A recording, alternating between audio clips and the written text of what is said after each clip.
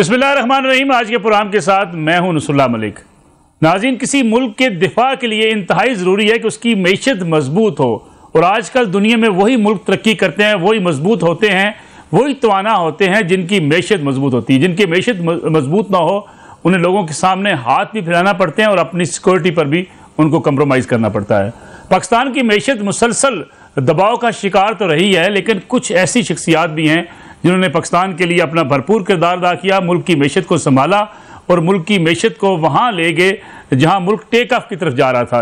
मेरी मुराद है जनाब इसहाक डार साहब से, मुल्क के साबिक वज़ीर ख़जाना। उनके दौर के अंदर हम ये कहना शुरू हो गए थे कि हम IMF से छुटकारा हासिल कर चुके हैं, हम मुल्क की तरक्की की तरफ गामजन है और मईशत अपनी बेहतरी की तरफ जा रही है। लेकिन फिर अचानक हुकूमत की तब्दीली हुई, इसहाक डार साहब मुल्क से बाहर चले गए और उसके बाद भी मुसलसल पाकिस्तान से माहिरीन मईशत राब्ते में रहे। जनाब इसहाक डार साहब से पूछते रहे, सवालात उठाते रहे कि आखिर मुल्क की मईशत को बेहतर करने के लिए क्या किया जा सकता है।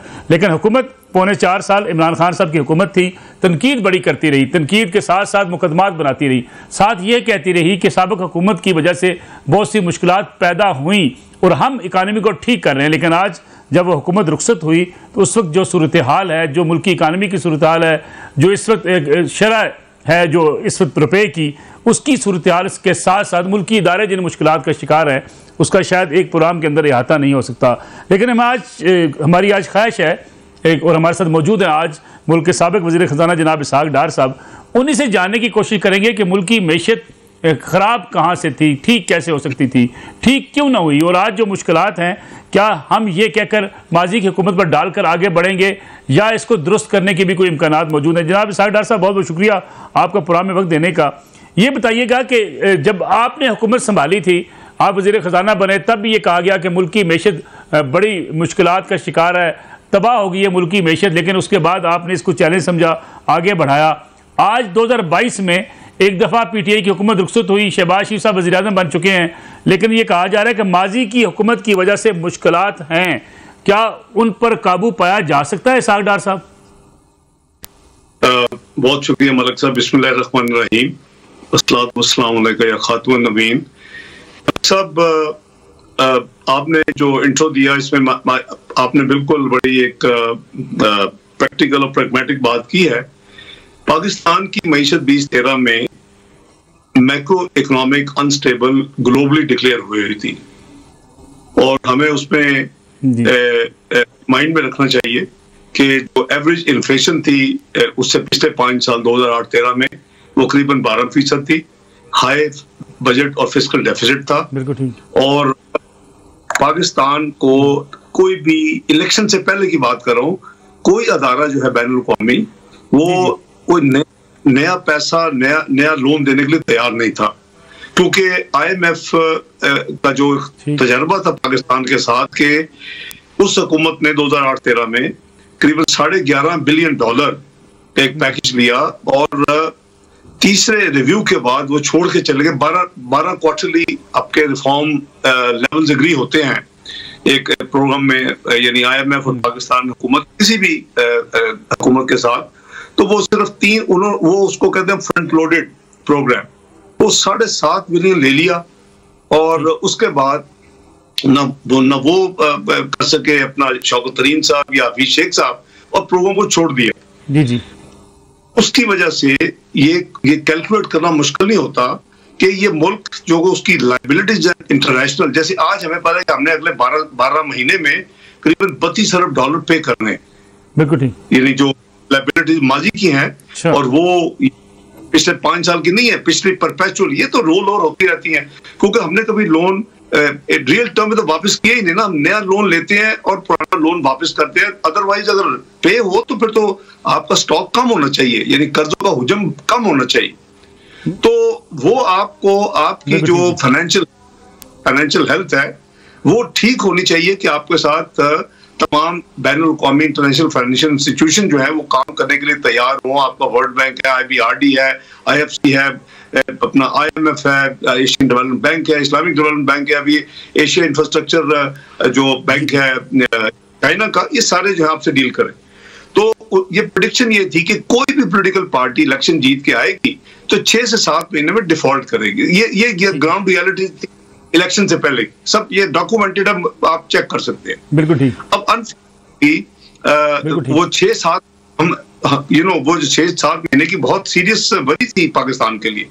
हमें अल्लाह ने मौका दिया, हम इलेक्शन जीत गए ना, फिर हमने दिन देखा ना रात देखा, और हमने फिर पूरी कोशिश की कि हमने सबसे पहले तो प्रोग्राम तय किया। हमने 7 जून 2013 को हल्फ लिया। मैंने मियां नवाज शरीफ साहब ने प्राइम मिनिस्टर और काबीना ने 7 जून को हल्फ लिया 2013 को, और हमने फौरी तौर के ऊपर कुछ तैयारी मेरी थी। मैं भी हम इलेक्शन जीते थे 3-4 हफ्ते पहले, मैं उसी वक्त से काम कर रहा था। तो सबसे पहले हमने IMF प्रोग्राम किया, क्योंकि जब तक IMF आप ऑन ट्रैक ना हो, आपका प्रोग्राम ट्रैक ना हो, तो दूसरे अदारे ये एक किस्म डॉक्टर, फाइनेंशियल डॉक्टर बन गए काफी दिहाइयों से। ये अब ये देखते हैं कि जी क्या आप ऑन ट्रैक हैं, या अगर आप प्रोग्राम में हैं, और क्या IMF आपकी हेल्थ सर्टिफिकेशन कर रहा है, तो फिर आपसे दूसरे अदारे जो है वो विदाउट, वो अपनी ड्यू डिलिजेंस नहीं करते, आप यानी फाइनेंशियल हेल्थ ड्यू डिलिजेंस नहीं करते। तो वो हमने 4 बजट दिया 2013 को। उसके बाद हमने फिर 4 जुलाई 2013 को वो वैसे विजिट पे आए हुए थे, क्योंकि चंद सालों से, पिछले तकरीबन 2.5-3 साल से प्रोग्राम तो खत्म हो गया हुआ था, जो पीपल्स पार्टी ने साइन किया, 7.5 बिलियन लिए और प्रोग्राम को छोड़ दिए। तो हमने उनको री एंगेज किया, रूटीन में आए हुए थे, और हमने अपना 4 जुलाई 2013 को उनसे इन प्रिंसिपल हमने यानी एग्रीमेंट साइन कर लिया कि जी जो हम IMF के प्रोग्राम में जा रहे हैं। उसकी वजह ये थी कि जो वो देखना चाहते थे, जो डायरेक्शन देखना चाहते थे, वो हमने बजट में, मतलब उनके करीबन 2.5 दर्जन चीजें थी जो समझते थे रिफॉर्म्स की डायरेक्शन, रिफॉर्म्स होने वाले हैं, और उस डायरेक्शन में उन्होंने देखा कि जी हमने तो प्रोग्राम के बगैर ही को 16-17 काम तो हमने कर लिए, और उस वजह से उनका कॉन्फिडेंस हुआ। फिर लंबी स्टोरी, 4 जुलाई का प्रोग्राम, ये हुकूमत जब आई तो इसको तो इसकी तैयारी कुछ नहीं थी। ये पहले कहते थे हमने IMF जाना नहीं है, खुदकुशी करेंगे। फिर जब इनको जरूरत पड़ी तो फिर इन्होंने ये सुना हुआ था कि जी IMF जो चाहती है कि जी रुपया जो है उसको खुला छोड़ दें, इंटरेस्ट रेट को खुला छोड़ दें, तो इन्होंने वो काम किया। आपको याद होगा असद उमर साहब ने कहा, जब IMF गए, फैसला कर लिया हुकूमत ने जाना ही पड़ेगा, तो इन्होंने कहा जी कि हमने तो IMF के जाने से पहले जो उनके एक्सपेक्टेशन था पूरी कर दी है, लेकिन वो डिजास्टर वहां से शुरू हुआ कि आपने अपने रुपए को खुला छोड़ दिया। और डिवेल्यूशन या डिप्रिसिएशन क्यों करते हैं आप? इसलिए करते हैं कि जी आपकी एक्सपोर्ट्स बढ़ेगी, यानी जो एकेडमिक थ्योरी है, जो IMF भी आपको जो वजह देता है, और जो अपने भी मईशत उस वक्त, अब आप देखें जरा 20, 13, 14, 15, तो ये बैठ के हमें बताया करते हैं जी कि इसहाक डार जो उसको रुपए को उसने रोका हुआ है, और ये अगर करे तो फिर एक्सपोर्ट बढ़ेंगी। आपको आज इनसे पूछे कि जी आपने इतना उसको फ्री छोड़ा, और तो मार्केट में स्पेकुलेटर्स होते हैं, और पाकिस्तान के सेंट्रल बैंक के पास इतने वसाइल नहीं है कि वो फेडरल रिजर्व बैंक की तरह, या बैंक ऑफ इंग्लैंड की तरह, या यूरोपियन सेंट्रल बैंक की तरह, कि वो इतनी अपने पास से पैसा डालता जाए कि वो अपने बैंड के अंदर, इनका बैंड होता है जी कि इससे ऊपर नहीं जाएगी यूरो या डॉलर, या इससे नीचे नहीं जाएगा। तो वो अगर ऊपर जाता है तो वो भेजना शुरू कर देते हैं, नीचे जाता है वो अपना इंटरवेंशन मार्केट करते हैं। हमारे पास तो ऐसे वसाइल नहीं है। तो ये हमारी बदकिस्मती थी कि इन्होंने उस रूट को इख्तियार किया। और आज मैं इनसे पूछता हूं कि जो हमने इतनी बड़ी डिवैल्यूएशन की, एक्सपोर्ट्स कितनी बड़ी, हमारी जो एक्सपोर्ट्स है पहले 3 साल में इतनी तानात के बावजूद जो इन्होंने किया, वो करीबन $800 मिलियन बढ़ी, और हमारे कर्जों में इस डिवैल्यूएशन की वजह इंटरनल पोर्शन है उस पे हमारा करीबन 4000 अरब का कर्जा बढ़ गया, $1 लिए बगैर। और उसके नतीजे में आपने वर्चुअली $20 बिलियन से ज्यादा नुकसान उठा लिया, पाकिस्तान का कर्जों में इजाफा कर लिया, और आपने यानी दूसरी तरफ आपने $800 मिलियन की एक्सपोर्ट। हमारी इकोनॉमी हमें समझनी चाहिए, जो इंटरनेशनल थी, हमने भी पढ़ा हुआ इकोनॉमिक्स में, ग्रेजुएशन में भी, और यूके में चार्टर्ड अकाउंटेंसी में भी, ये डजंट हेल्प। आपने अपने ग्राउंड रियलिटी चलना है, और आपने अपने मुल्क का इंटरेस्ट देखना है, आपने अपनी आवाम का इंटरेस्ट देखना है। अब उसके फायदा क्या था जो हम उसको मैनेज करते थे, बड़ी सख्त मॉनेटरी फिस्कल पॉलिसी, आपकी महंगाई ऊपर नहीं जाती थी। आपने देखा कि जो 2008-2013 की 12% एवरेज महंगाई का शरह थी, वो हम उसको नीचे ला के 4% पे ले आए अपने आखिरी 2 सालों में। हमने फूड इन्फ्लेशन जो आज अब चीखें देखते हैं लोगों की, उसको 2% पर। तो ये हमारी बदकिस्मती है कि ये यहाँ से वो प्रॉब्लम शुरू होती है। और फिर जो इन्होंने जो ऐलान किए हुए कि जी कर्जे 10,000 अरब कम करेंगे, क्योंकि कर्जे पाकिस्तान अफोर्ड नहीं कर सकता। वो जो प्योर कर्जा है, दो हैं, इनको शौक है कि ये हायर फिगर सारी दुनिया में इमरान न्याजी साहब बताते रहे हैं। एक है मजमूई कर्जा पब्लिक डेट, एक है डेट एंड लायबिलिटीज। लायबिलिटीज जो है वो गवर्नमेंट ऑफ पाकिस्तान और फाइनेंस की जिम्मेदारी नहीं होती। वो 25,000 था एक्चुअल डेट, 24,900 प्रिसाइज। तो वो अपना 25,000 था। और जो दूसरी डेट एंड लायबिलिटीज को डाल के तो वो करीबन 30,000 थी, 29,800 प्लस। तो हमने आज देखा है कि 3.5 साल के अरसे में वो जो जिसको 10,000 अरब से कम करना था, वो 25,000 जो है 43,000 पे पहुंच चुकी है। 18,000 अरब का कर्जा पाकिस्तान में ऐड हुआ है सिर्फ 3.5 साल में। आप 10 साल का कर्जा देख लें, पीपल्स पार्टी एंड मुस्लिम लीग। जी डॉक्टर साहब, ठीक है डॉक्टर साहब, असद उमर साहब की तैनाती गलत फैसला थी, फिर हम ये कह सकते हैं इमरान खान साहब को सही पिक्चर पेश नहीं की गई, या आप समझते हैं कि पूरी टीम इस कैपेबल नहीं थी कि इन चीजों को सही तरीके से हैंडल कर पाती? देखिए ये शायद मुनासिब ना हो कि मैं यानी अपनी जजमेंट दूं कि कौन ठीक था, लेकिन उनकी परफॉर्मेंस आपके सामने है कि 4 उन्होंने फाइनेंस मिनिस्टर बदले और किसी ने भी इकोनॉमी को उस मैच में नहीं लेके गए। हमने तो इन्फ्लेशन 40 साल की लोस पे लिया है, मलिक साहब इंटरेस्ट रेट 40 साल की लोस पे ले, जो कि बिजनेस इंडस्ट्री के लिए बहुत जरूरी होता है कि ताकि वो यानी अफोर्ड कर सके। और इसीलिए आपकी लार्ज स्केल मैन्युफैक्चरिंग ऊपर जा रही थी, आपकी अनएम्प्लॉयमेंट रीजनेबल थी, आपकी गुर्बत में से 6% लोग बाहर निकल आए, और आपको प्रिडिक्ट किया गया कि आप दुनिया की 18वीं मईशत बन जाएंगे 2030 तक। ये होता तो ये कि तमाम पॉलिटिकल पार्टी मिलकर कोशिश करती, डूएबल था। मैं आज भी समझता डूएबल है कि हम उसको 20-30 नहीं, हम 20-26-27 के 2026-27 में हम पाकिस्तान को ला के खड़ा करते कि एक एटमी कुव्वत, एक मिसाइली कुव्वत, और वो खड़ी होती अपने ऑनरेबल तरीके के साथ इक्वल फुटिंग के ऊपर दुनिया की सबसे बड़ी जो G20 क्लब है उसमें होती है, और इटली और कनाडा की मैशत आपके पीछे होती। बस जो कुछ हुआ, फिर डॉन लीग से ड्रामा हुआ, पनामा लीग का ड्रामा हुआ। पॉलिटिकल इंस्टेबिलिटी हमेशा आपको लीड करती है टुवर्ड्स इकोनॉमिक इंस्टेबिलिटी, और वो हमने एक बड़ा यानी बुरी मिसाल देखी है दोबारा पाकिस्तान में होते हुए। तो वो सारी जो है तेरे जी एक 6% ग्रोथ पे हम चले गए। यानी हर पाकिस्तान जो अदारा है वो पाकिस्तान की तारीफ कर, ये कौन सी इनको पिछली हुकूमत ने कोई दे दिया है? दुनिया में अपने पाकिस्तान में दुनिया कंपैरेटिव स्टडी कर चुकी है। पाकिस्तान में अगर सबसे अच्छी किसी नई आने वाली हुकूमत को मैशत मिली है वो पीटीआई, और जो दुनिया में सबसे जो स्टडी है कि जो सबसे बुरी परफॉर्मेंस है पाकिस्तान में किसी हुकूमत की, पहले यहिया खान की होती थी पाकिस्तान की तारीख में, अब पीटीआई की है। क्योंकि ना ये यानी टैक्सेस को प्रॉपर बढ़ा सके, जो कहते थे 1 साल में इन्होंने जी 5 साल में दोगुना किया, मैं 1 साल में दोगुना करूंगा, ये आपके पास सारा मौजूद होगा रिकॉर्ड पे। तो ना वो कर्जों में 10,000 कम करने के 18,000 बढ़ा दिए। इसाक डॉक्टर साहब छोटी सी कमर्शियल ब्रेक पर हमें शामिल करते हैं, वापस आएंगे। इसाक डॉक्टर साहब हमारे साथ मौजूद हैं और उनसे हम जान रहे हैं मुल्क की मैशत इस वक्त किस हाल में है, बेहतरी कैसे होगी। वेलकम बैक नाज़रीन, हमारे साथ मौजूद हैं जनाब इसाक डार साहब, साबिक वज़ीर ख़जाना। लेकिन डार साहब, बिजली की कीमत बढ़ा दी है आते ही हुकूमत ने, फिर पेट्रोलियम मसनूआत के बारे में कहा जा रहा है उनकी कीमतें बढ़ानी पड़ेंगी, तो फिर आवाम तो बेचारी पिसेगी ज़्यादा। वो तो महंगाई के खिलाफ निकली थी पीटीआई की हुकूमत को हटाने के लिए। अगर मौजूदा हुकूमत भी इस तरीके से महंगाई बढ़ाती है तो आम आदमी कैसे सर्वाइव कर पाएगा? देखिए मलिक साहब, ये जिस पॉइंट पे छोड़ के गए ना इकोनॉमी को, मेरी गुजारिश सुने कि अगर आप स्टेट पे आपको इतना बोझ अवाम को ना पड़ दे इन कीमतों में, चाहे कोई भी चीज ले ले, कोई भी चीज ले ले, आप अपना बिजली ले ले, आप क्योंकि उसमें इम्पोर्टेड फर्नेस ऑयल और गैस यूज होती है, आप कोई भी आप चीज ले लें, उसमें आपकी जो बेसिक प्रॉब्लम या वजह है इतनी ज्यादा बढ़ने की, वो आपके रुपए की कदर है। क्योंकि आप जो 115 रुपए ने छोड़ा दे के कोई चीज लेते थे $1 की, वो आज आप 190 तक देते रहे, और वो सिर्फ एक फील गुड फैक्टर की वजह से, एक कॉन्फिडेंस जो एकदम से आया कि जी अब हुकूमत आई है कुछ करेगी, हमारा एक ट्रैक रिकॉर्ड है, हमारे ऊपर जब एटमी धमाकों के बाद पाबंदियां लगी और हमें एक सबक सिखाने की दुनिया ने कोशिश की, तो आपको याद है रुपया उस वक्त भी एक आसमान को छू गया, 69 पे चला गया।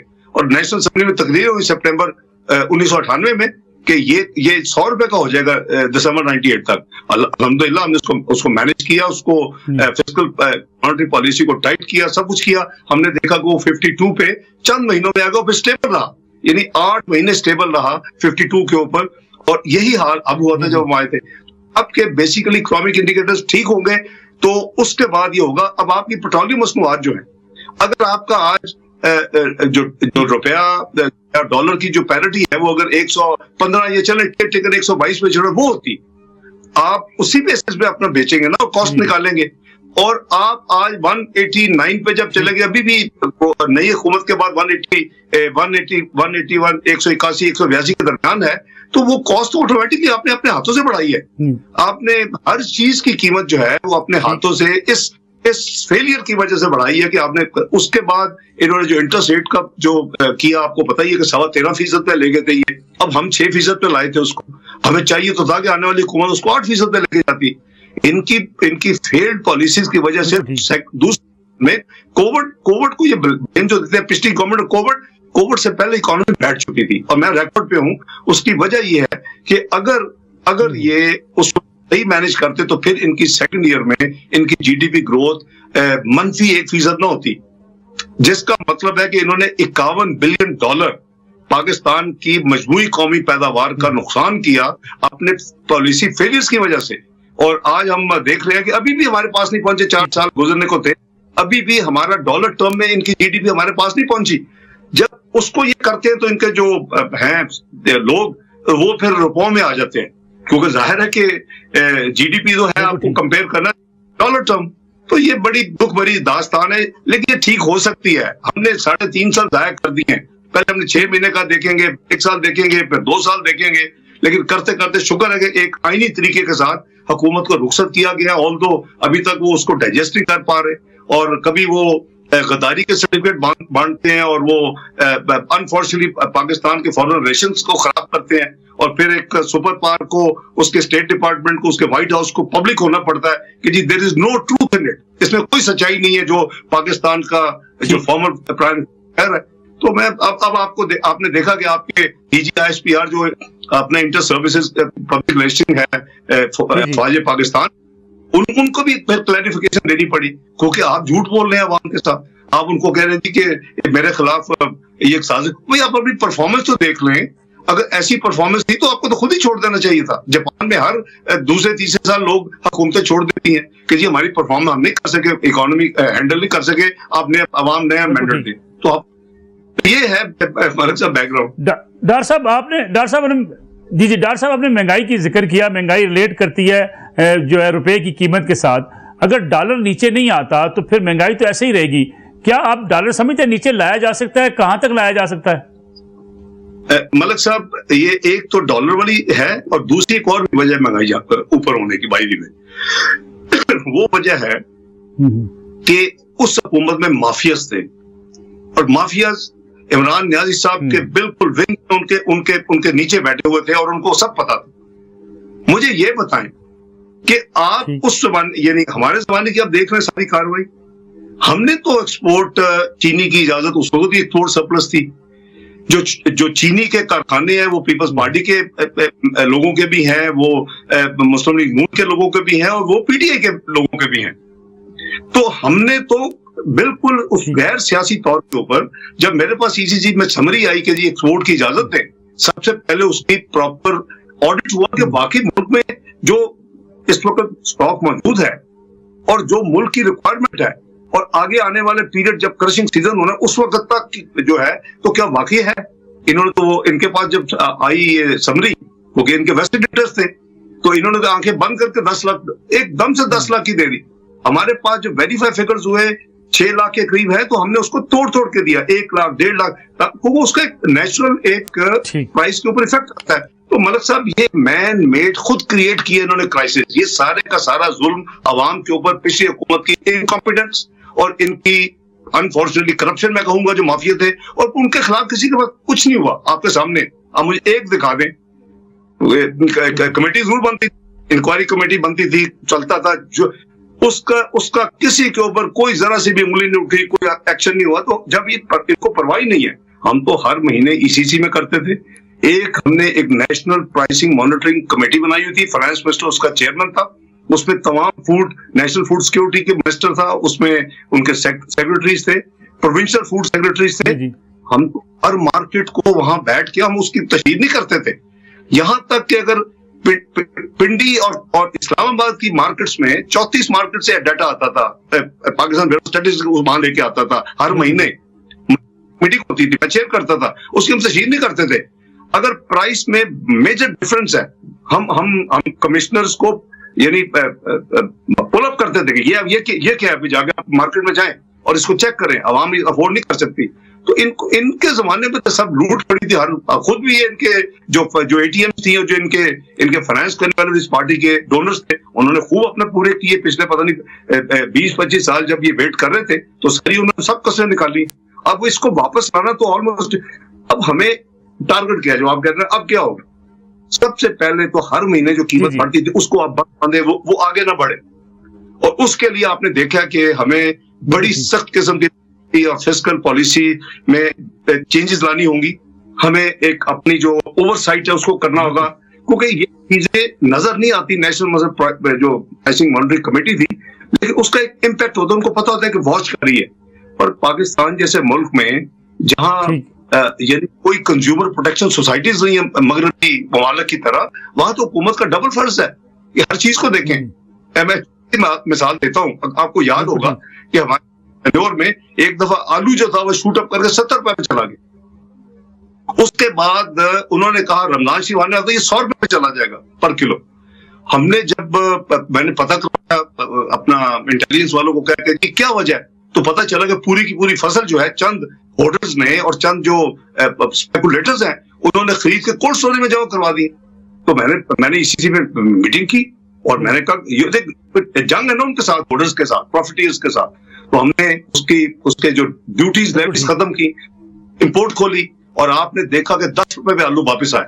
ये समझते थे कि जी देखिए हुकूमत जो भी हो, ये उसका अव्वलीन फर्ज है कि वो अवाम के मसाइल को सामने रख, उनकी जो मुश्किलात हैं उसके लिए सही कदम, इफेक्टिव कदम उठाए। तो अभी भी हमें बड़ी मेहनत करनी होगी।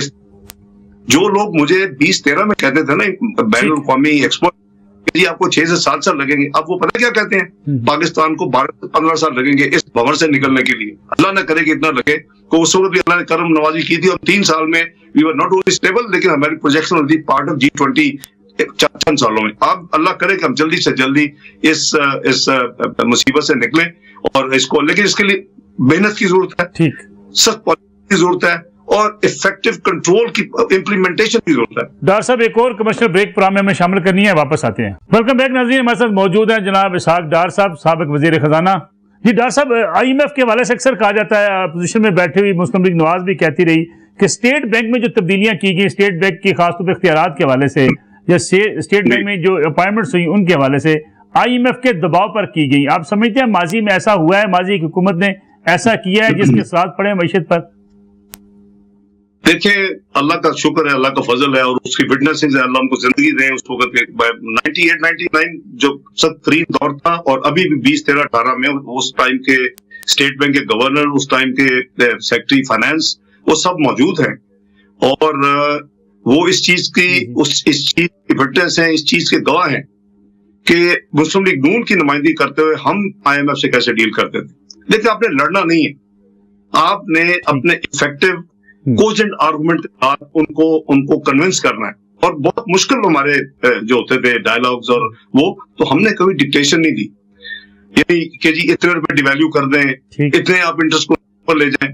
जब हमारा प्रोग्राम 22-13 को हुआ था ये इनका बड़ा स्टैंडर्ड है, मैंने उनको कहा जी कि आप डिवैल्यूएशन या डिप्रिसिएशन क्यों मांगते हैं? उस वक्त 8 रुपए की बात हो रही। उन्होंने कहा जी इसलिए कि आपके जो आपकी एक सोर्स बढ़ेगी। वही जो एकेडमिक थ्योरी है वो हमने भी पढ़ी है, इन्होंने भी पढ़ी, और हमारे इकोनॉमिस्ट भी उसको खूब ड्रामा करते रहे टेलीविजन पे बैठ के। अब तो खामोश है पीछे 2-2.5 साल से, क्योंकि उन्होंने तबाही देखी है, अब उनको समझ आ गई है। मैं नाम नहीं लेता, एक सीनियर तरीन जर्नलिस्ट, आप उसको जानते हुए आपको बता दूंगा, मुझे 3 दिन पहले उन्होंने फोन किया, उन्होंने कहा डॉक्टर साहब मैं आपका नाकिद था और बदतरीन नाकिद, वो सही है। मैं लिखता था और मैं उन लोगों को बिलीव करता था कि जी आप इस रुपए को अपने खुला छोड़े, इसको करें, स्लाइड करवाएं तो स्पोर्ट बाजे। कहते आज मैं अमली तौर के ऊपर पाकिस्तानी, मुझे रोजा था, सुबह उन्होंने फोन किया, या तो फजर था वहां पाकिस्तान में 11-12 बजे हो, उन्होंने कहा आज मैं आपसे माजरत करने के लिए फोन किया। आई वाज शॉक्ड कि जी ये वो साहब है जो मुझे फोन करके ये बता रहे हैं कि आज कहता मुझे समझ आई, इज अ वेरी सीनियर, यानी कॉमर्स साइड पे बहुत सीनियर जर्नलिस्ट है और वो कहते मुझे समझ, तो आपकी पॉलिसी थी वो ठीक थी और वही होनी चाहिए। आज हमने महंगाई का तूफान खड़ा कर दिया और सब कुछ हो गया और हमें कोई रास्ता नजर नहीं आ रहा, तो हमने कभी आईएम से डिक्टेशन नहीं ली। जब उन्होंने मुझे ये कहा ना कि जी उससे एक्सपोर्ट बढ़ेंगी, आपके फॉरेक्स रिजर्व बढ़ेंगे, तो मैं कहा एक सेकंड, आप मेरे साथ फॉरेक्स रिजर्व जो टारगेट है एंड रिजल्ट तो वो मेरे साथ तय कर कि जी हमने ये फॉरेक्स रिजर्व पाकिस्तान के होने चाहिए, पहले क्वार्टर के अंत में क्या होगा, दूसरे तीसरे वगैरह वगैरह, तो आपको तो वही चाहिए ना जी, बाकी आप छोड़े, वो हमारी जिम्मेदारी है गवर्नमेंट ऑफ पाकिस्तान। तो वो हमने एक वो तय किया। दूसरा उन्होंने कहा कि जी इंटरेस्ट रेट कोई बढ़ाए, जो इन्होंने किए दोनों काम आगे। मैं इंटरेस्ट रेट देखे तो उसका मकसद क्या होता है कि जी इन्फ्लेशन को कंट्रोल करना। मैं जो इन्फ्लेशन रेट होगा सीपीआई जो है उससे ज्यादा होना चाहिए ना, अदरवाइज अगर आपकी इंडेक्स इन्फ्लेशन इंडेक्स लेट से 10 आज 13 है, तो अगर 13 है तो आप अगर 12.25 इंटरेस्ट रेट है तो ये नेगेटिव इंटरेस्ट रेट इसको कहते हैं कि जी आप इन्फ्लेशन को भी कवर नहीं कर रहे अपने इंटरेस्ट रेट में।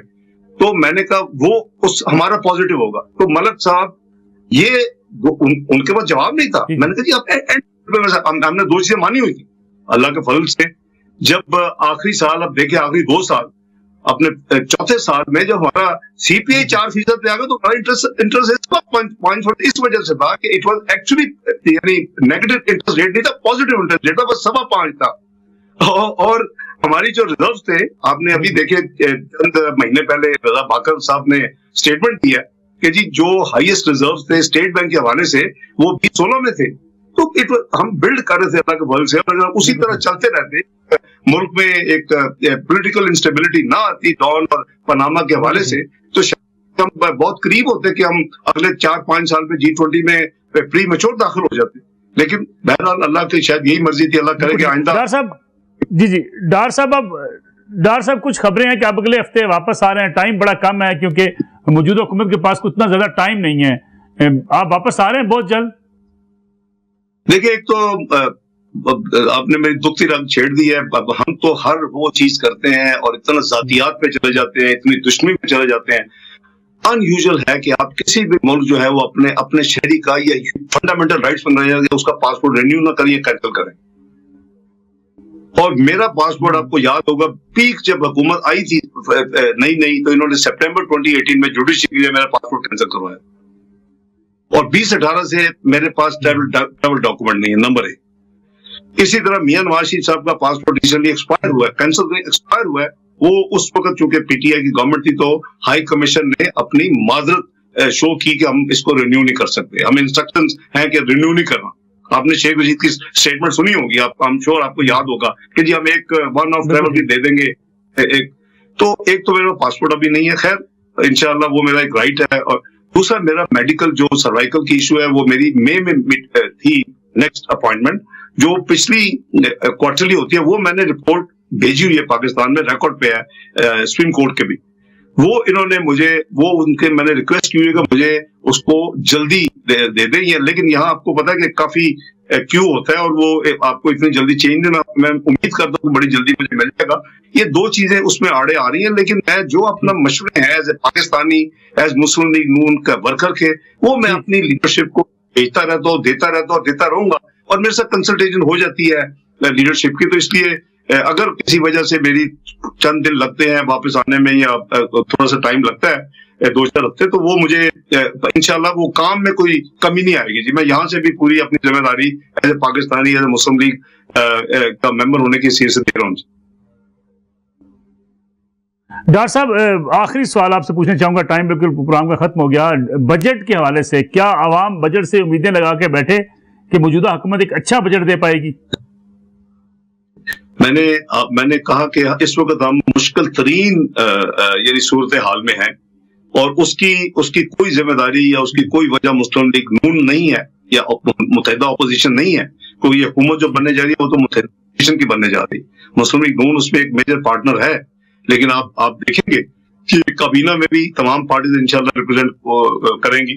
तो हमें पूरी कोशिश करनी चाहिए 20 तरह की एक सॉलिड स्टार्ट हो, हमारे जो फिस्कल मॉनेटरी पॉलिसी फिक्स होने वाली है वो चीजें हों, और उसके साथ साथ हम ऐसे मेजर्स लें कि जिसके साथ आपकी महंगाई में कमी आनी शुरू हो, इंडेक्स में आपकी जो है रुपए में स्टेबिलिटी आए, बेहतरी आए, और आपके इंटरेस्ट रेट जो है वो नीचे जाने, इन्फ्लेशन के साथ नीचे जाने की तरफ जाए। तो थोड़ा सा टाइम लगेगा, इस वक्त जैसे आपने सही फरमाया कि इसमें थोड़ा टाइम है, और जो कुछ हो सकता है पूरी कोशिश करेंगे कि इसमें जितनी इंप्रूवमेंट आ सकती है। और ऑब्वियसली फिर बाकी तो जनरल इलेक्शन के बाद ही एक भरपूर जो है वो कोई भी हुकूमत हो किसी भी पार्टी की, तो वो उसको पूरा अगर टेन्योर मिले तो बहुत कुछ हो सकता है। और मेरा ख्याल है इंशाल्लाह बेहतरी आएगी। और बेहतरी आपने देखी कि सिर्फ गवर्नमेंट चेंज के साथ मार्केट जो नर्वस थी और जो इम्पैक्ट ये लोग आ गए हैं, तो इन्होंने तो हमारा तो ट्रैक रिकॉर्ड है ना, हमने तो 2 दफा एटमी धमाकों के बाद भी और 13 के मैक्रो इकोनॉमिक अनस्टेबल पाकिस्तान की डिक्लेरेशन उसको हैंडल किया, और अल्हम्दुलिल्लाह एक बड़े पॉजिटिव पेज लेके आए जहां सारी दुनिया पॉजिटिव बात कर दी पाकिस्तान की। इंशाल्लाह ये बजट के हवाले जो आपने फरमाया कि इसमें कोशिश करेंगे जो कुछ हो सकता है इसको हम यानी इसकी बेहतर एक बजट डॉक्यूमेंट हो जो कि मुत्तहिदा अपोजिशन की डॉक्यूमेंट होगी और कौम के लिए होगी। बिल्कुल ठीक, बहुत बहुत शुक्रिया। इसहाक डार साहब हमारे साथ मौजूद थे, साबिक वज़ीर ख़ज़ाना। नाज़रीन, आज का प्रोग्राम था, इंशाल्लाह अगले हफ्ते आपकी खिदमत में दोबारा हाजिर होंगे। इजाज़त दीजिए, अल्लाह हाफ़िज़।